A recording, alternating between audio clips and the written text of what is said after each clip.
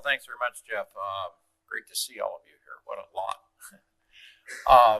It's a real honor for me to get to briefly introduce John Delaney.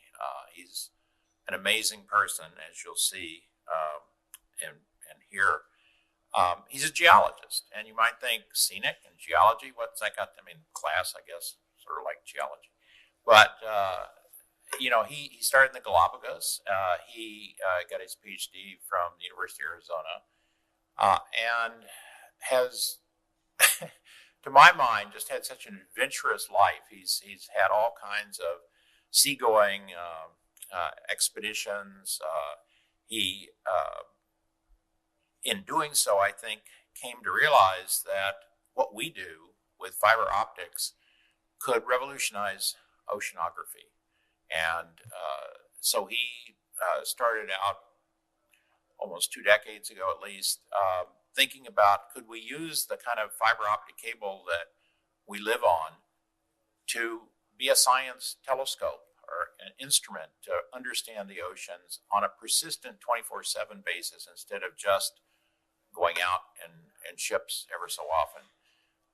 And that led him to begin what he called Neptune off the coast of what you saw on the map of Washington State and Oregon.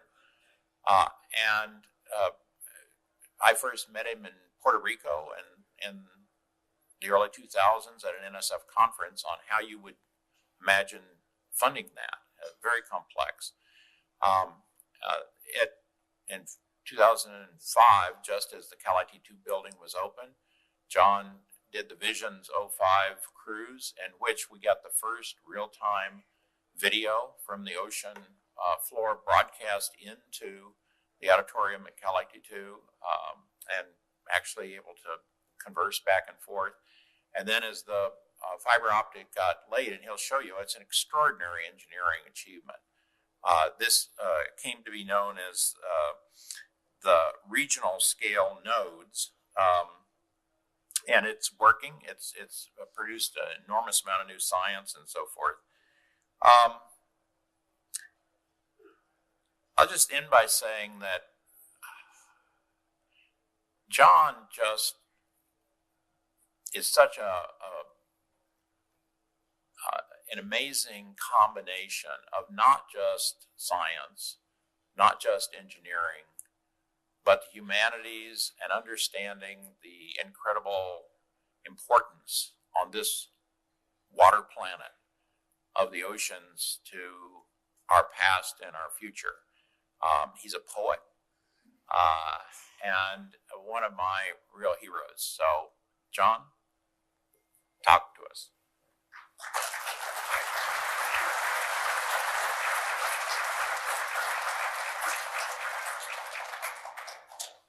Well, good morning. It's a real pleasure to be back. I was here 3 or 4 years ago, not here, but at a CENIC event, and really enjoyed it. My wife gave me a little bit of input when I showed her the title that Larry read, and she said, your audience will be asleep by the time somebody finishes it. So I have addressed that and taken into account some of the suggestions that came out of a conversation that I had with Lewis over the phone last Friday. Also, I want to sort of say how excited I am about the future. I wish I had another 77 years to devote to the second half of my life. I just went through a midlife refit, and I want you to know that in a way, I'm a titanium sponsor as well. I have a new shoulder and a new hip. And so, you know, all good ships go through a midlife refit, and I'm ready for whatever comes next. That said, Larry got it really very close. Frankly, I started my career as a geologist mapping limestones in the Shenandoah Valley, which is where I met the woman who criticizes my titles. 52 years ago, we got married, and it was really worth it. She's an amazing lady, and I think what I'd like to do is also say that if we take fiber, which I saw is the book you're reading now, and look back maybe 10 to 20,000 years ago, human beings learned how to work with fiber to create things that they hadn't done before. In fact, that revolution was led by women weaving clothes instead of skins. And I think we have the opportunity now, looking to the future, to take fiber as it exists and fiber as it will exist and begin weaving that into a four-dimensional tapestry that allows us not just to explore the entire planet, but also to communicate with one another as we did 20,000 years ago in a cave somewhere. The knowledge from some of the folks in the cave was shared with others in the cave by telling stories. So some of what I'll talk about today will be stories. And I'd like to launch that with the first thing that I probably should never have turned my computer off. You know, I can tell at a glance that you're innocent. I just met him last night. I don't. There's nothing more to that comment than. Okay, so what I'd like to do, though, I've got it. Sorry. Yeah, what I'd like to. Somewhere along the line, that should go up on the screen, or I could just describe it to you. In the upper left-hand corner. I wanted to start with about a 5-minute pre-talk, and I've never done this before, but I was urged by my wife, who said, "My God, what a long title," and by Lewis, who said, "Why don't you talk about that?" And it would be very beneficial to some extent if you could lower the lights in the room a bit, because some of the graphics I use are better in the dark. That doesn't come across the way I thought. And I don't have any etchings. So one of the things I began wondering about after we finished laying the fiber optic cable across the Juan de Fuca tectonic plate was, well, why aren't more people interested in the oceans? Everybody seems fascinated by outer space, but what about inner space? What's going on there? And then I started looking at all the oceanographic textbooks, and lo and behold, I figured it out. They're really fascinating if you're a scientist. They're kind of interesting if you're not a scientist, but you lean that way. But there are very few stories, and they don't talk about why the ocean is so important. They talk about how the ocean works. And so I began crafting a class, which I've taught now 3 times, and it's called Global Ocean Human Culture. And the arc of the discussions is there before you. And I'm just going to very quickly brush through that and then ask sometime during, or off and on during the meeting, I would love to talk to any of you who have ideas about how we could take something like this, because I haven't run into any textbooks or anything even close, that covers this spectrum from the point of view of oceans, say, in our solar system, not just on Earth. That's why it's plural, Global Oceans Human Culture. And to first order, what you really want to do is put human beings into the equation, and everybody here is familiar with the Vitruvian Man, and probably everybody here, most of you anyway, are also clearly tuned into the Fibonacci sequence, which has its kind of elegance that brings mathematical elements in the real world, and we are looking for ways of looking at the global ocean in terms of not just mathematical, but human components. You take the human component and the mathematical component and you begin working on it a little bit, and you come up with a culture of the oceans, and it might look something like this. These would be the ways in which human beings would actually relate to the global ocean on this planet and ultimately maybe others. So these are just a few topics, and I'm going to tick down through about 6 or 8 slides that give you a feeling of that arc along the lines of some of these topical materials. For example, Fibonacci Spiral and Fibonacci Spiral. How did that happen? How come that? Why is that? And there are many other examples of this. There are mysteries and there are wonderful, wonderful things to uncover, and I think we can do that with the public in important ways. So these are the topical materials I'll tick through. And just the longest of these slides is this one. Here's how the ocean plays a role in our future.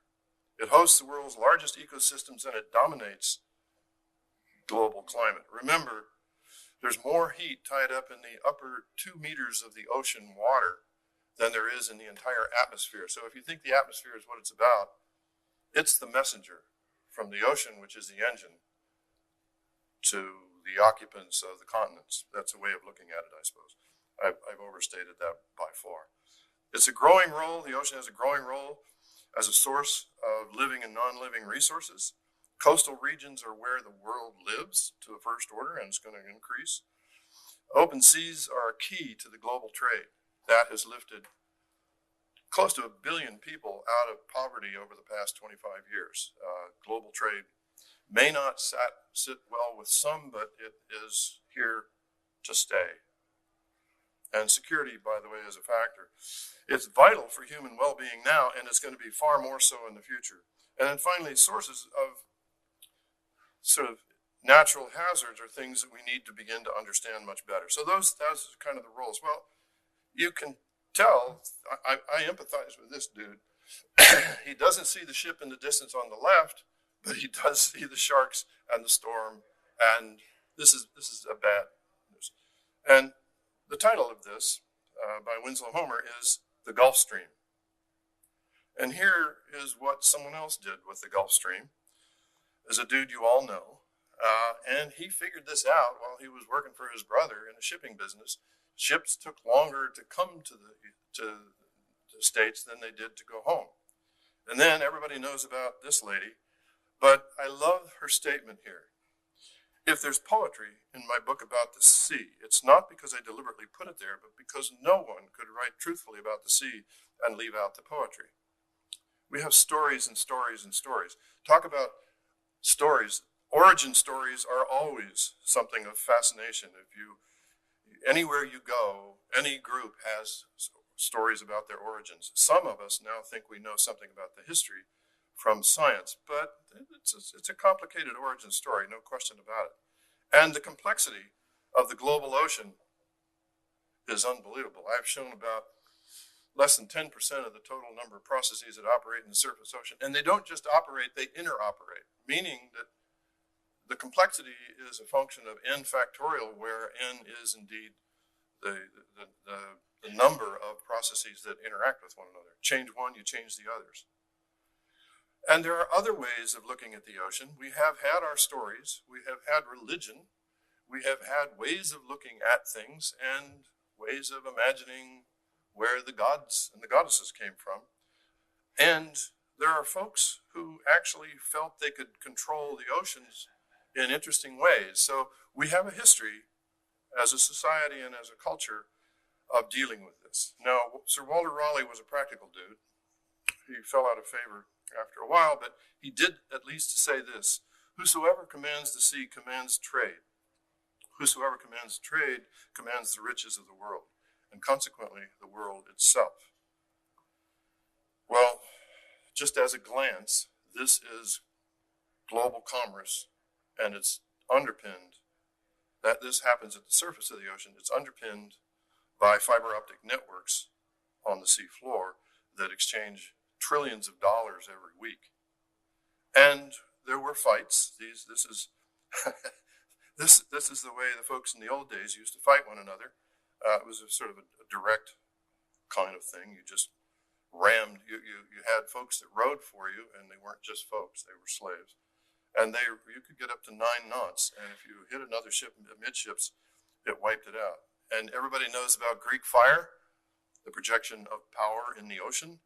And everybody also knows about our modern Greek fire, which looks something like this. It's hidden until it sends a dash of fire somewhere. We haven't had to do this, and let's hope we never, ever have to use that. Then there are hazards. The ocean is full of hazards.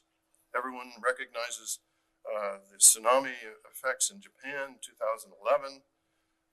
You may also recognize, can you pick out Mount St. Helens, which is the third from the right? It's a tiny little wimpy thing compared to Tambora, which actually shut down Europe. the year of 1816 was the year after Tambora erupted.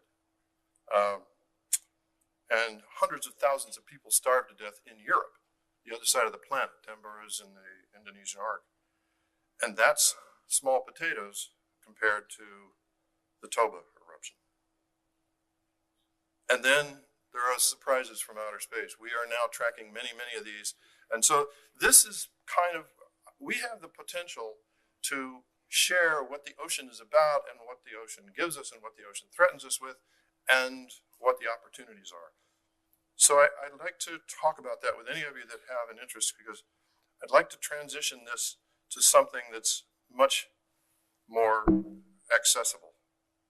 Okay, partly because of the complexity and partly because of the size of software that I can use, I'm shifting to another file. So here's the real talk, and don't fall asleep while you read that, but I also want to comment that what I'm talking about I've worked with many, many, many, many folks. I mean, it would be forever just giving credit, and many of the folks in this room were very inspirational to me at the very beginning. Lewis was somebody who kind of plucked me out of the shadows in Seattle years and years and years ago and said, you ought to do what you're thinking about.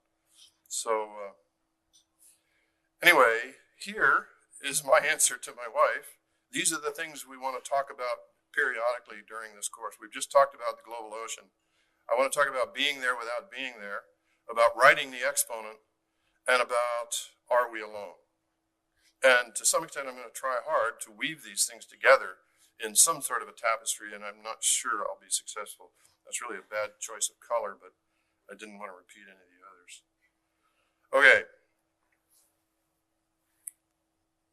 Well, I didn't mean for this to happen either.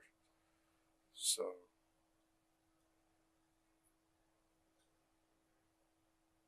there we go. So this is the system that we live on, and it's not just the ocean, but the ocean is the engine that drives this system.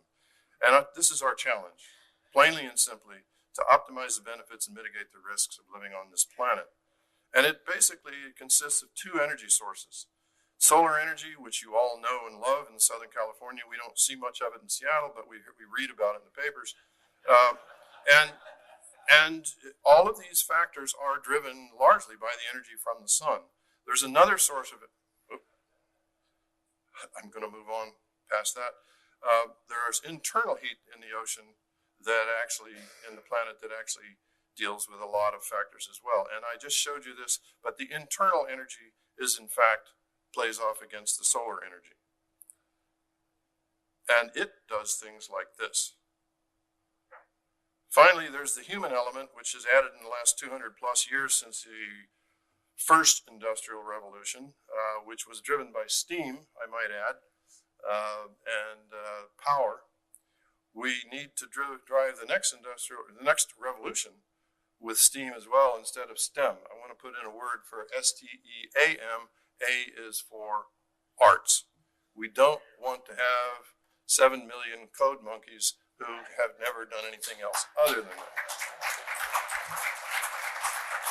Boy, I thought I'd get shot.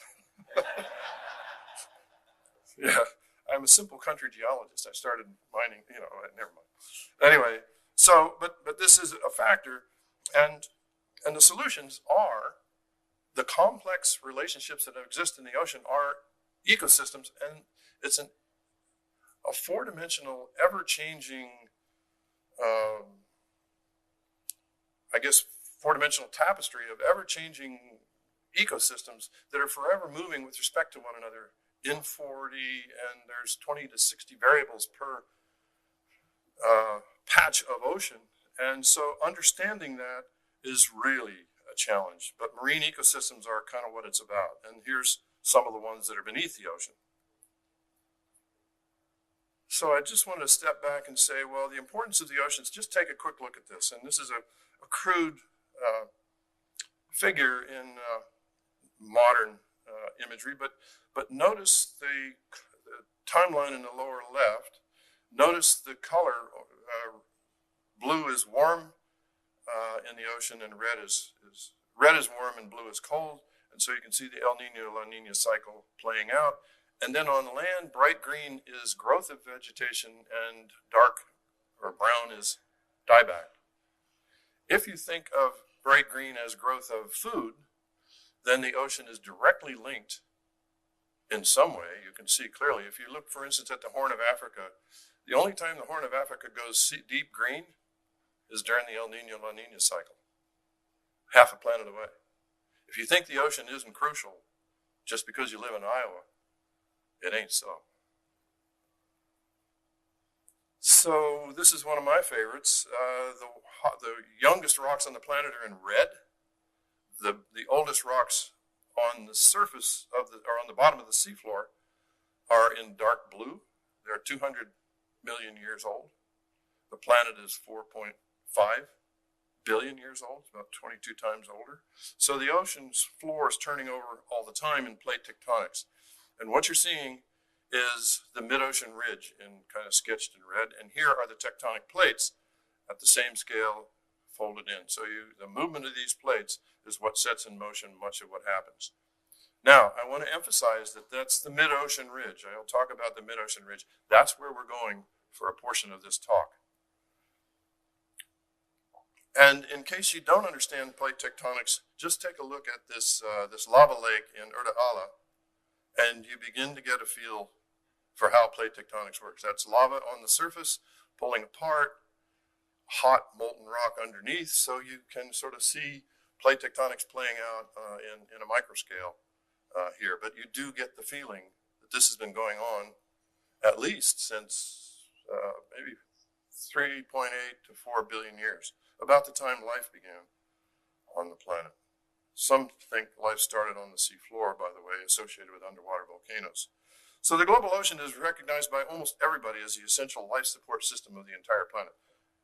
Environmentally, this is accepted by almost everybody, with some exceptions, but scientifically, not politically. All right, but the ocean also underpins the global economy. And think about it. The global economy is underpinned in many ways. I don't mean just growing corn in a field in Nebraska. I mean the global economy, the exchange, is underpinned by the ocean. As a consequence, we need to balance all the oceanic factors. We need to teach our students, we need to teach young folks that there are two sides to every one of these issues. There's the environmental issue and there's the economic issue. And they will always be there. They will always vie with one another. And we're not particularly good at this.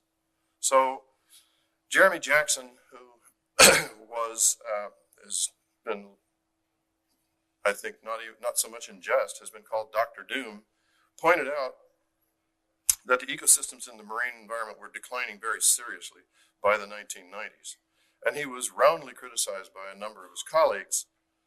And then on May 27th, just to make sure that you understand that there's the environmentalists claiming doom and the economists, represented by the magazine The Economist, recognized that we are dealing with marine ecosystem devastation. And this was their cover story in the May 27 issue of 2017. And bottom line, this is what they stated. The ocean sustains humanity. Humanity treats it with contempt. We can no longer afford to do that. Even the economists recognize that. The industrialists, maybe not. But the critical focus has to be on marine ecosystems. And what about marine ecosystems? Well, you can't understand something that's as complicated as the ocean, marine ecosystems, without being there all the time in the environment. We have to be making measurements continuously throughout entire volumes of as many as 20 to 40 to 50 variables and modeling all the data that comes back. So this is a really complicated issue. This is how we used to do it. This is a picture of Larry. He wanted to be an oceanography to begin with. And he was younger in those days. But many of us feel like we were over our heads. In any case, the point is that we've come a long way. We really have come a long way. And here is, I'm going to bore you with some key things here. The conceptual approach to exploring the time domain, meaning you have to be in the environment with the ability to look at things as they change through space and time simultaneously and measure 20 to 40 to 60 variables. That's a challenge. That's a challenge. That's where fiber networks, 4-dimensional, 8-dimensional, 20-dimensional fiber networks, that's a form of string theory we haven't gotten to yet. But the global ocean is the life support system. It's the ecosystem dynamics, and I've already talked about some of these. I'm just summarizing these for you. We need to keep track of how bad it is and how we're doing well in other places. We also need to be interactively present throughout the oceans. I just mentioned that in another term. And then we need to integrate, this is what we need to do with the results, integrate exponential tech evolution. We have to be aggressive about this. Make sure we use anything that's available to us. And we need to move into marine autonomy. We need to be there without being there. And then we need to build ever-expanding databases fed by real-time data in 4D. And eventually we need to learn how to model it and how to visualize it so that everyone can understand it. You don't want to have 7 million plots, X and Y. 25 of them on the pages. We've got to come up with very innovative ways of visualizing. And here is just a simple, I guess, metaphoric way of thinking about it. We have myriad streams of real-time data flow are being captured into an ever-expanding reservoir of historical data.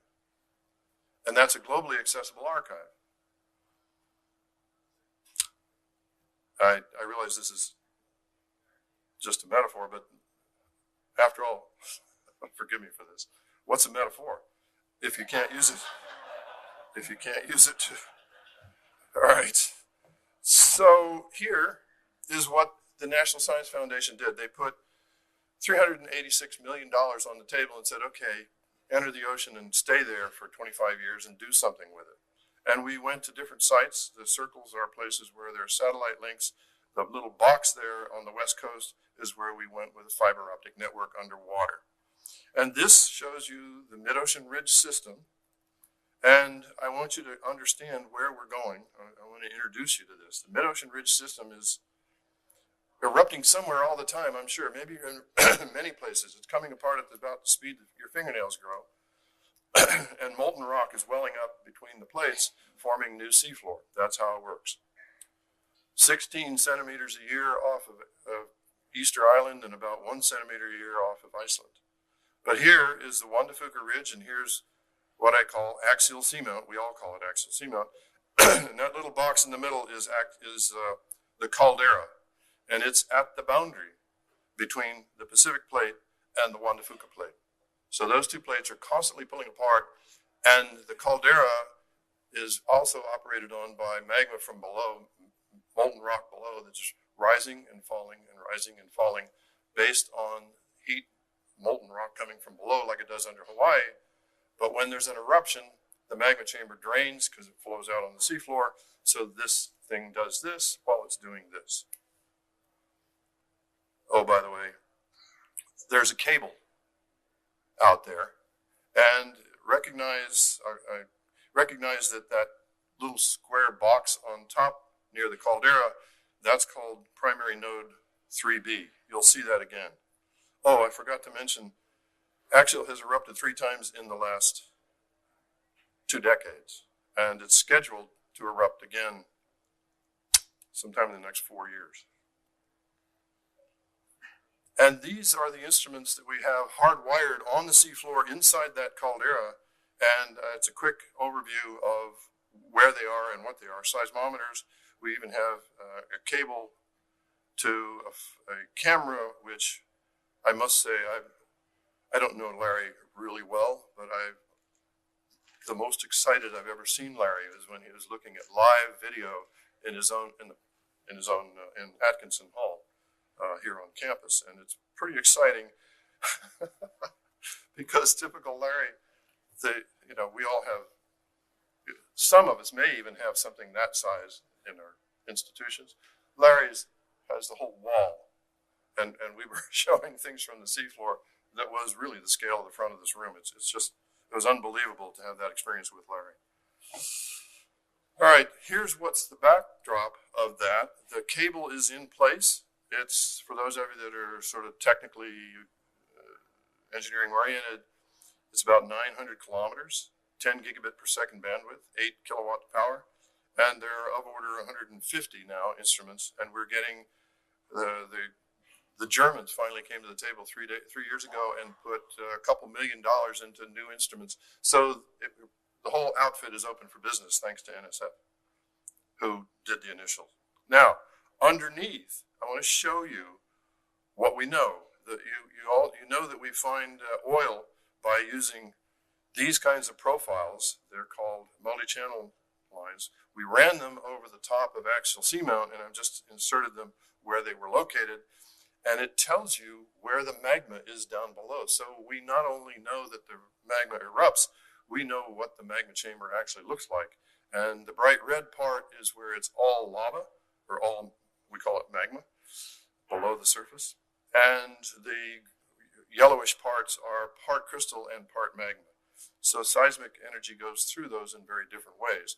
But here's what we think happened in 2011. I'm simulating this now with a animation. There's a dike that came up to the surface. We know exactly where it came out. We know exactly what the shape of the lava flow became because we had mapped the entire system before and we mapped it immediately after. And this is exactly what the lava flow looked like because it was 2 to 3, 4 meters higher than it was anywhere else.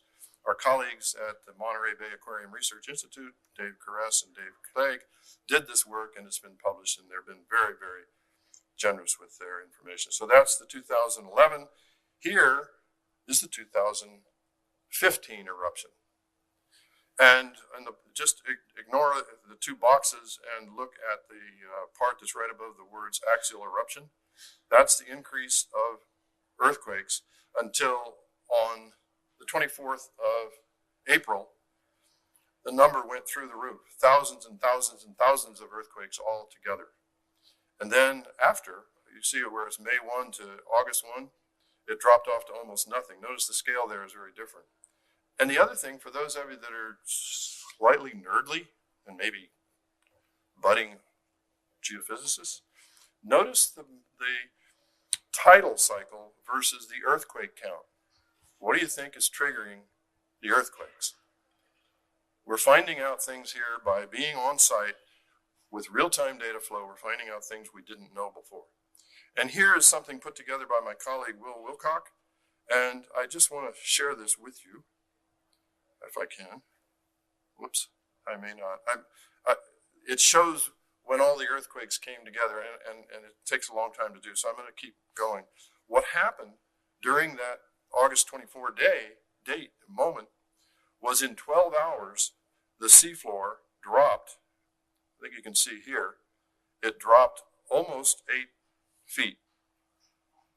It would be like me standing here and you guys watching for 12 hours, which I doubt you would do, but I would sink 8 feet. That's what happened in the middle of the caldera because the magma came out elsewhere. Now we went and chased the magma, and lo and behold, we found it. This is what it sounded like.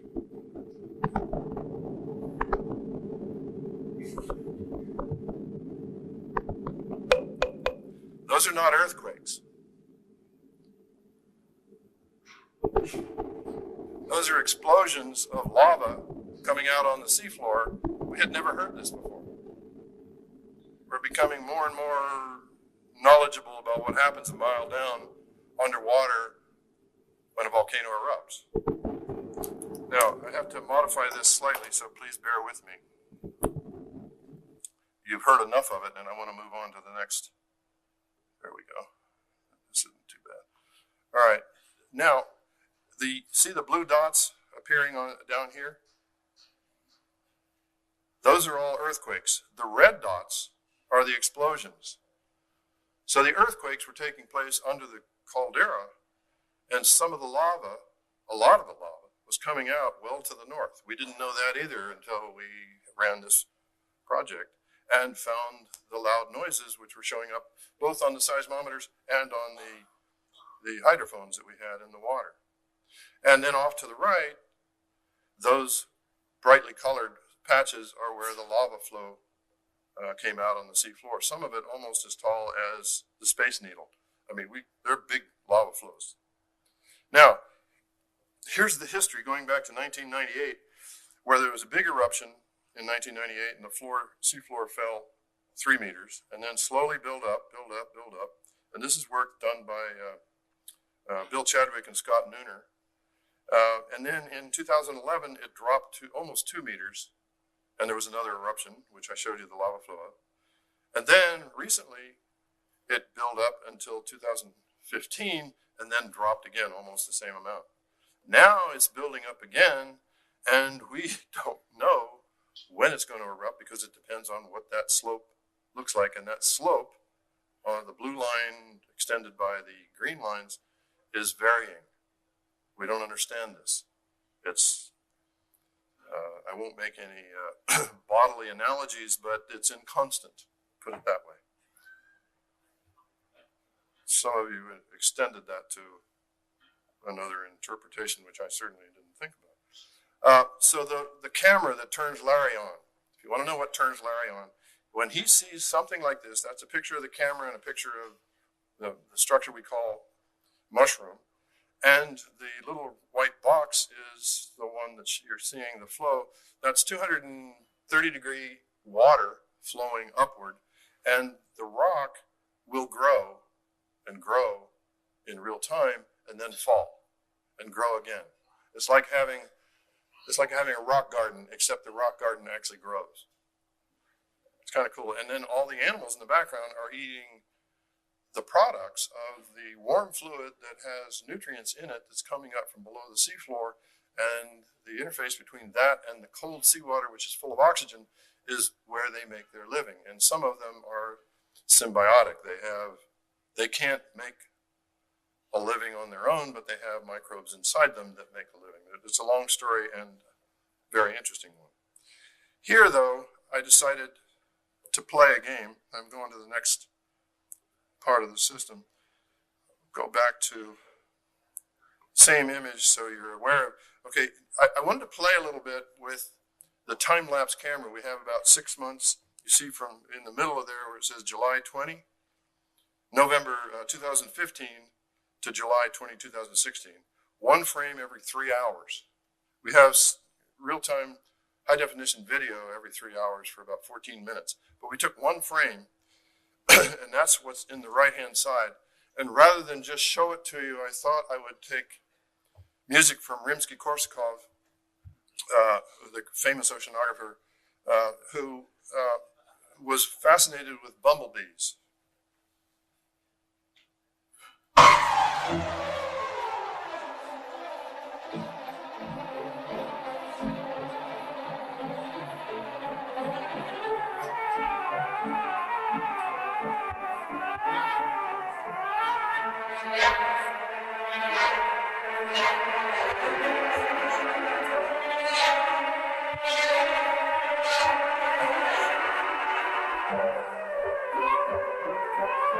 I'm happy to make that available for any of you that are really weird. But this is the little yellow box back there. You see the little yellow box on the left? This is that little yellow box, and this is an enlargement of that little yellow box. And then the little blue box is enlarged down below. And so these limpets that you see there are the size of my little fingernail. And we're watching these things that close from 400 kilometers away, offshore, on top of an active volcano, because of the fiber optic cable, because of the network. That's, even I get excited about that. Sorry, Larry, I'm just, you're such a delicious target, young man. Okay, so what would we do with, why would we care about finding these eruptions? Because, I don't know if you heard about black smokers, which are the steady bleed of hot water from below the seafloor that come up through what I just showed you, those little pillars that were growing. That output is the black plume here, and it only rises about 100 meters, maybe 80 meters above the bottom. But when a volcano erupts, the whole volcano erupts, you get a plume that rises something like 1 kilometer above the bottom, and it's a huge, huge output into the overlying ocean, and it fundamentally changes the ecology of the entire environment. So it's a perfectly set up experiment, natural experiment, where we can see how one ecosystem from below the seafloor displaces the ecosystems that are normally in place, and then it collapses, or something we think it changes, it dissipates, and the dominant overlying ocean recovers. Now, why? I mean, this sounds esoteric, I know, but think about it. This has been going on for the last 4 billion years, since there were volcanoes and oceans on the planet, and many, many people think this is the environment within which life originated on Earth and may have originated on other planets. So we're interested in this for a wide variety of reasons, none of which are directly related to the stock market. Truth in advertising there. The plumes at the top are 20 kilometers across. They carry microbes of exotic forms from below the seafloor, and we must learn how to detect these things and quantitatively assess them. That's the challenge. Well, here's what a colleague of mine, Dana Manalang, and I put together as a Resident-AUV. AUV stands for Autonomous Underwater Vehicle. And that little yellow thing that you see there, 3 of them, that's a manufactured unit called a Sabertooth by the Saab company. And we want to put that on top of Axial, in the neighborhood of Axial. Off to the right is, by the way, primary node 3B. I mentioned it to you before, that red square on the right. And right next to it would be the docking station. And those cables, the white cables, are already in place. And we would have ways of communicating across the networks that are the little yellow balls on top of tripods. We'd be able to communicate with one another and communicate with all the other instruments and communicate with the the AUV, and track it wherever it goes. And this is what we envision during an eruption. We would have this thing moving through the entire system, inside, outside, cross sections at different depths, collecting data, collecting 20, 30 variables simultaneously in time and space to map out how this whole process works and somehow how it has worked throughout the history of the planet. So we're looking at a fundamental process that involves the rocks of the seafloor interacting with the ocean of the water of the ocean. Couldn't be more basic at a planetary scale than that. So just to give you another vision, I had my colleague Mark Stormer put this together in a fashion that's inescapably captivating. This is his rendering of what Axial Seamount might look like when it starts erupting. You'll notice the vehicle turns around. It's right at the bottom of your screen. Comes back in and starts looking at the base of the plume. And at the top of the plume, there's another one of these AUVs, a mobile platform, which is mapping the top. And off to either side, there are elevators going up and down, making measurements all the time as well. So we know what the currents are doing. We know what the environment is like. We know what the plume is like. We know what the microbes are like. We know what the heat output is. We're doing something that no one has ever done before. Well, I should say, we want to do something nobody's ever done. We aren't doing it yet. So I want to shift gears briefly, and you'll see this isn't quite as much of a shift as you believe. This is the beginning of the part where we ride the exponent. All right. Anybody not know who Wayne Gretzky?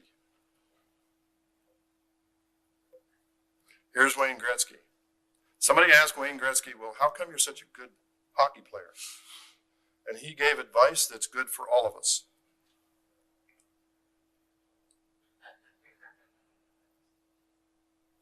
That's what we should be talking about.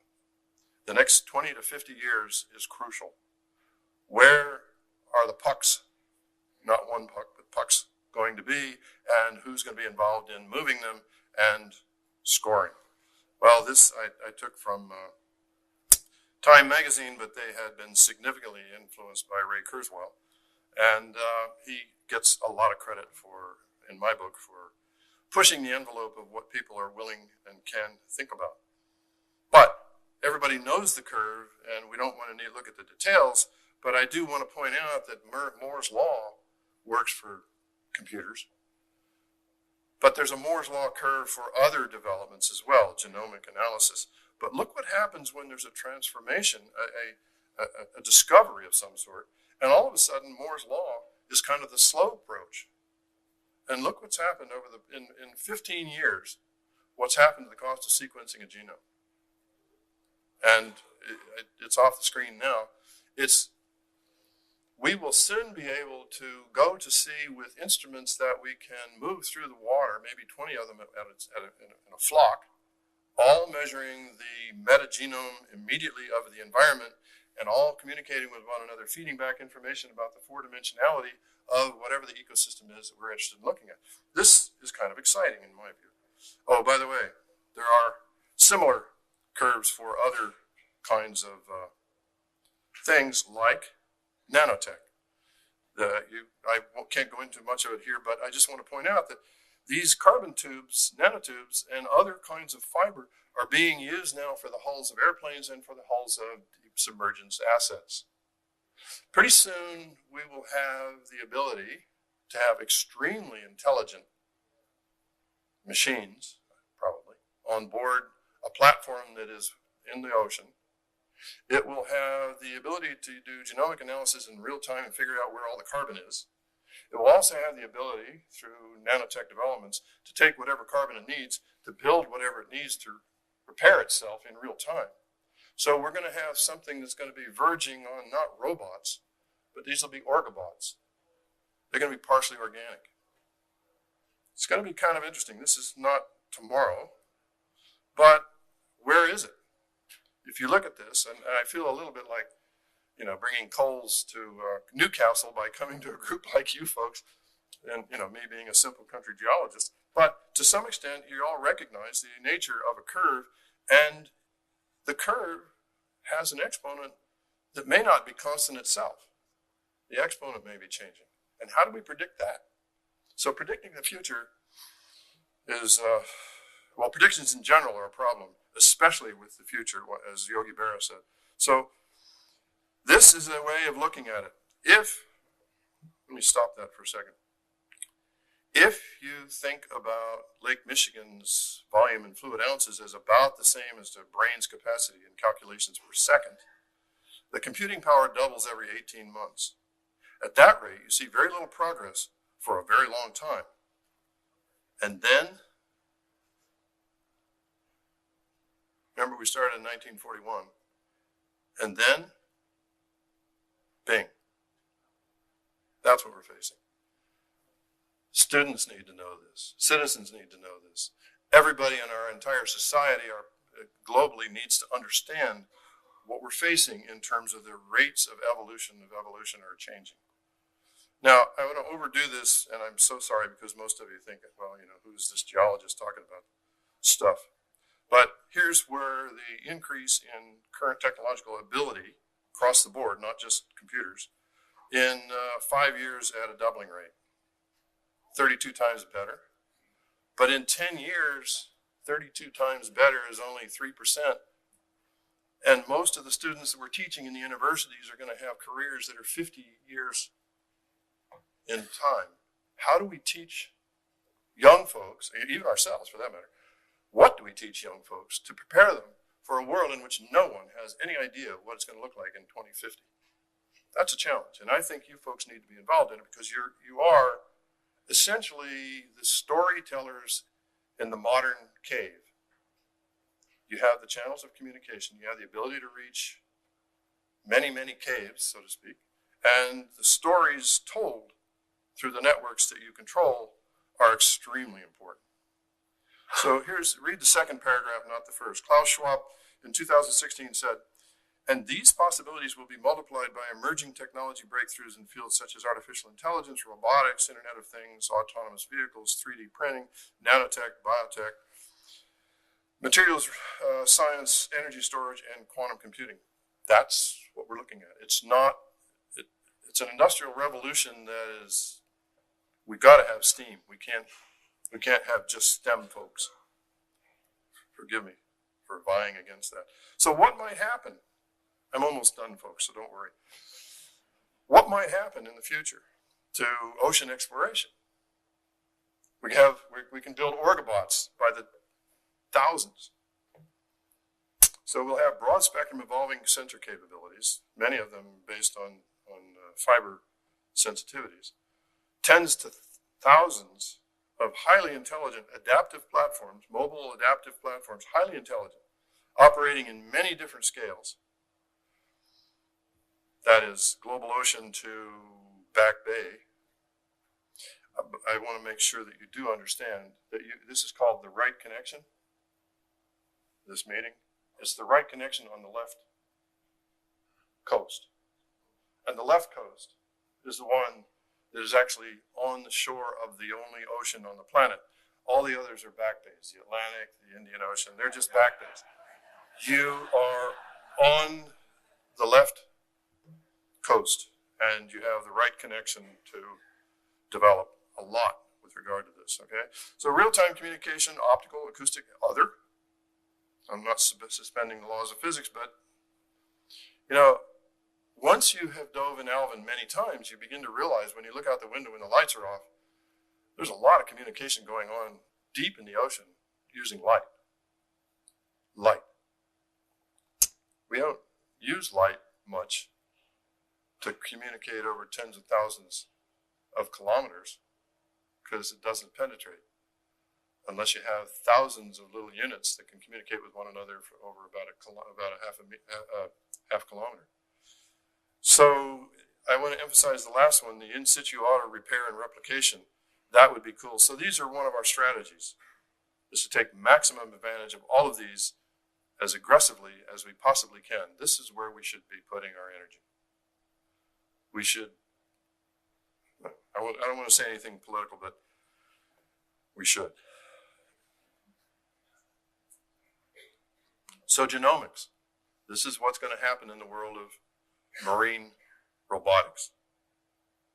Nanotech, and the Venn diagram where the overlap is, that's marine robotics. And God knows what the first of these elegant little units is going to look like, but I can show you what the ugliest one would ever look like, and that's this thing. On the other hand, the idea is that we will eventually get to biomimicry, and we may very well have units that have pick up on how the last billion years has influenced the way animals move through the ocean. Instead of trying to use propellers, there's not a single propeller, as far as I know, in the natural world. All right. So among the things that could be done with this, and then I'll wrap it up, folks. Among the things that could be done, we can begin to map out the diatoms at the base of the food chain in that environment. And so you get a metagenome for that whole volume. And then you do the same thing for the base of the food chain is coccolithophores. And you do the same thing. And then there's an eruption. And you begin mapping that out. And you do the same thing. So bottom line here is we're looking at four-dimensional metagenomic mapping of the entire ocean space. And we may even have the communication ability to phone home.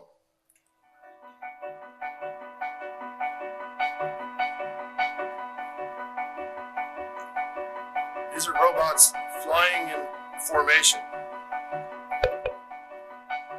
The green ones are the communication ones, optically. The yellow ones are the sensors, 25 sensors each, inserts.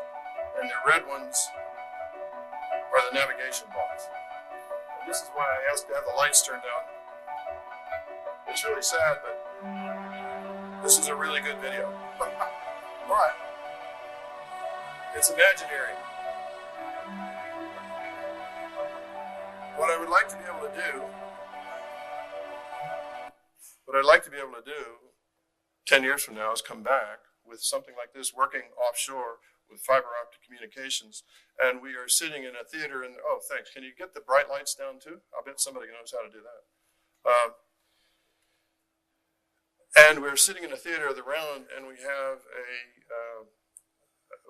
we're projecting basically holographic images into the middle of the theater and the round, and we have this kind of data coming back. I think, well, let's try it again.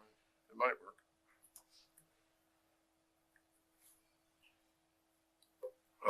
you can't do it without the music. You can see they're in the caldera. That's the edge of the caldera. I just came over. And off to the left, it's connected to the fiber, which is dead-ended on the far end. And so it's searching. It's going through the water searching for a signal. And when it finds the signal, which is a black smoker, it immediately changes its orientation, all of them, like a swarm of either birds or fish, and they begin characterizing the four-dimensional variabilities around this particular anomalous phenomenon, all of which is coming back in real time. And the lights in the distance are where the cable is located. Okay, so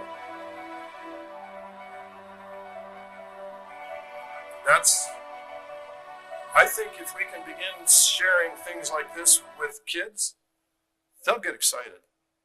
Because it isn't just this ocean that we're going to be working with. Anything we develop on this planet to look at our own ocean in innovative next generation ways will be part of what we export to go to other planets to look at where the puck might be on other planets. And this guy's quote, it always gives me shivers, frankly.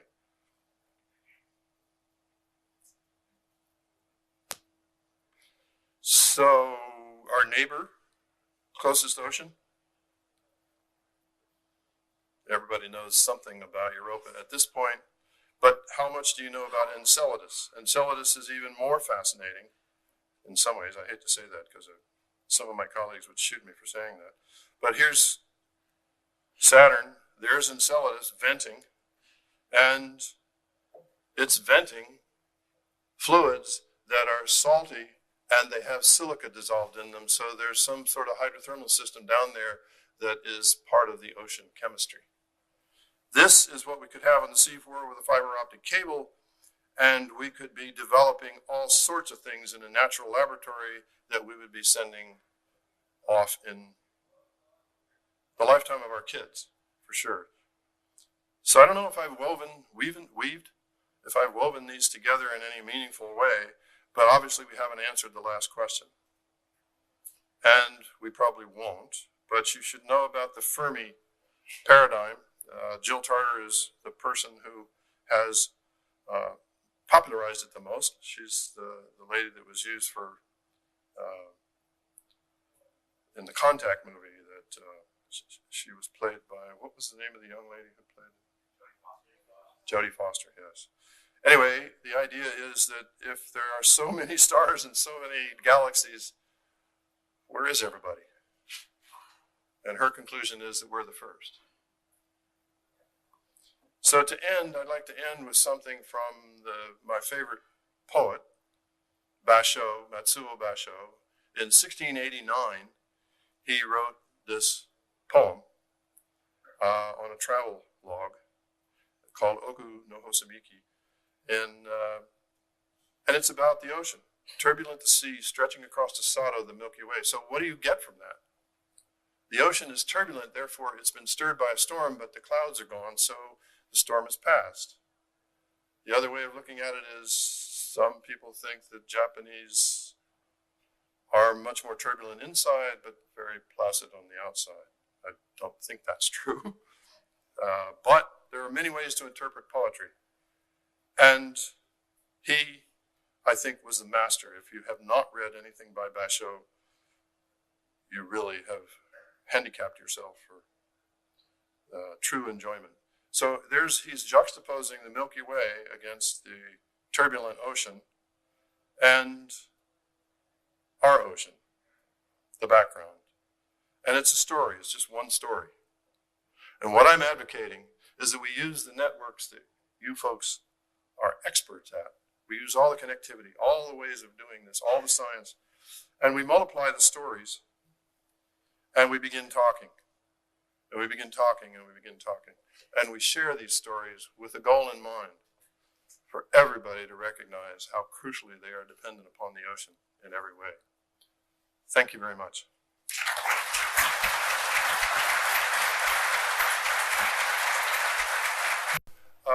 Is anybody, there have to be challenges out there. I mean, I used a lot of latitude in my my talk.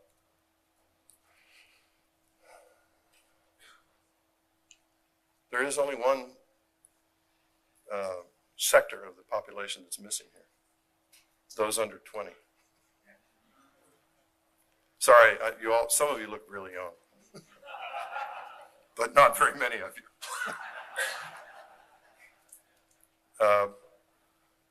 Well, I'll be here for a couple more days and would really enjoy chatting with you. I'm especially interested in talking with some of you about how might we go about using all the power that we have, especially in networking, but also in terms of the real-time science that's going on. I mean, we can beam real-time science into every school in California via the CENIC network. And if CENIC can do it, then the rest of the world can do it. Obviously, California is in the lead in many, many ways, and I think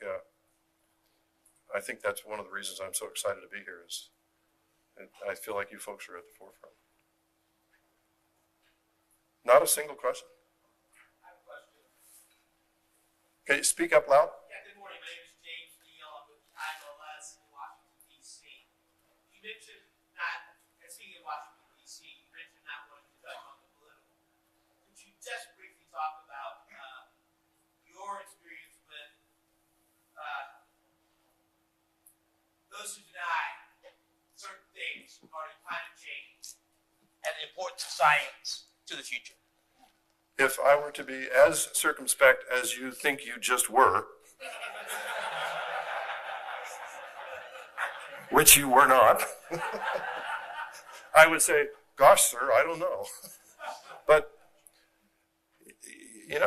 what it ultimately comes down to, I got to this point myself when I began wondering, why don't people care about inner space as much as outer space?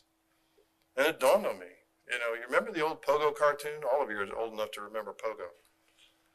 I've met the enemy and he is us. We don't talk enough about what we know enough about. And we don't talk more broadly than our own field. And there's nothing more boring after a half an hour than a specialist who gets off on his own stuff or her own stuff. And I'm sorry, that's true. So one of the challenges we have is to broaden the way we talk and not be afraid to walk into any ensemble of folks anywhere, give them credit for who and what they are, what they've done, and say, this is my experience. I'd like to share it with you. We need to re-engage the dialogue because it's our fault if half the country doesn't believe in either science or climate change. That's our fault. That's not their fault. So, well, at least, let me rethink that in real time. At least what I said gives you a path forward. If it's their fault, there's not much you can do. But if it's our fault, and we just haven't gone about doing it well, and I think that the secret clearly lies with their kids. You get the kids young enough, hook them on really cool stuff, and they might not vote for Trump. How's that for being blunt? I'm sorry, I shouldn't. There was one more, yes.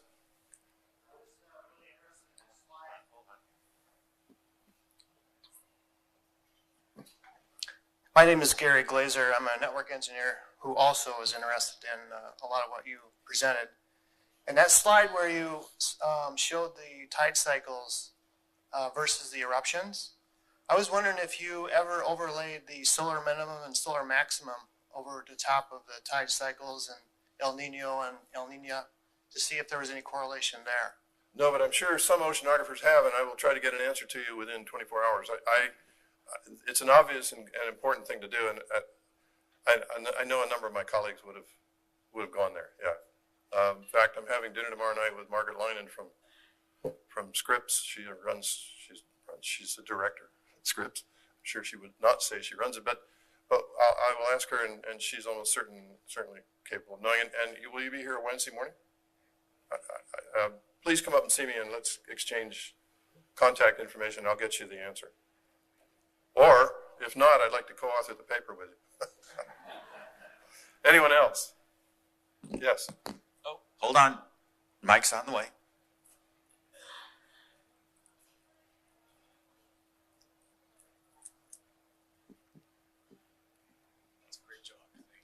That was a great job. Give him a big hand. You mentioned the importance of convergence of different sorts of data that's being collected over and being able to be overlaid.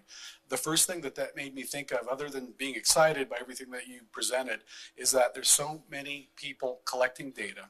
And there's challenges in terms of having it available so that you can combine it and learn from the data. What particular things have you seen, the challenges in having such huge data sets and needing to mix them up and mash them up? What challenges have I seen? Yes, yeah. Well, there are myriad challenges. And they have, well, the gentleman in the back just raised, oh, here's a kind of data and here's another kind of data. Have they been looked at? And I don't know the answer to that. But I will tell you what I anticipate is going to be a big problem.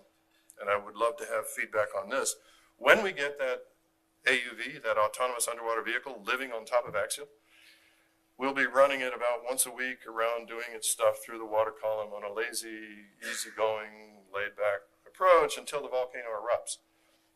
And then it's got to go full-time all the time. And the charging cycle is about 12 hours. And then it cooperates somewhere between 12 and 15 hours and then has to go back and be charged. When it's in the cradle charging, it's also downloading data via the fiber to come ashore. And at that time, our community of many different kinds of folks, physicists, chemists, biologists, geologists even, have to begin digesting that, integrating it, visualizing it, and presenting it back to the folks who are going to control, 12 hours later, going to control what the thing does next. So that, I think, that accelerated integration of complex data sets in space and time, along with the visualization and the decision-making process that's necessary in order to effectively use this system, that's going to be a challenge. And when I talked about this at the American Geophysical Union in DC in December, lo and behold, out of the audience pops a fellow who has been running the unit around on Mars. He said, we can do that for you, but your timeline's a little short because their turnaround time is about 20 minutes. Ours would be in 1 or 2 microseconds. So that's a good thing. But, that's an example. I suspect in the audience there are many people who would have, is anyone, why don't you phrase your question again, because the whole point of being here is to get answers to questions like that.